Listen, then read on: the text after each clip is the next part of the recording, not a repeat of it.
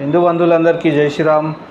ఒక కొండగొర్రెగాడు, ఒక సినిమా పిచ్చోడు, ఒక సినిమాలు తీసి బతికేటోడు, జనాల పైసలతోనే బతికి కార్లు కొనుక్కొని బంగ్లాలు కొనుక్కొని బాగా గుద్దబలిసినాక ఏ మాటలు మాట్లాడుతుందంటే ఈడు దొంగనా కొడుకు.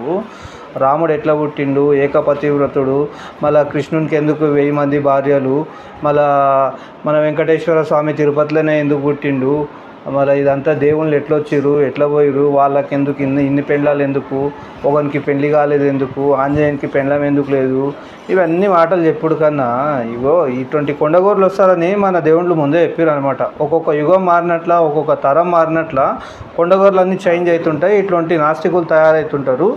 ఎప్పుడైతే దేశంలో ఈ భూమి మీద నాస్తికులు ఎక్కువ తయారవుతారో అప్పుడు ఉన్న భూమి లేని భూమి మొత్తం కొట్టుకోపోతా అని కూడా మన దేవుళ్ళు చెప్పారు. బ్రహ్మం గారు చెప్పిన రాత అది కరెక్ట్ అవుతుందన్నమాట. అది ఒక కొండగొర్రెగాడు సినిమాలు తీస్తాడు, మీరు అర్థం చేసుకోండి. కానీ ఇంతకన్నా ఎక్కువ ఏం చెప్పాను.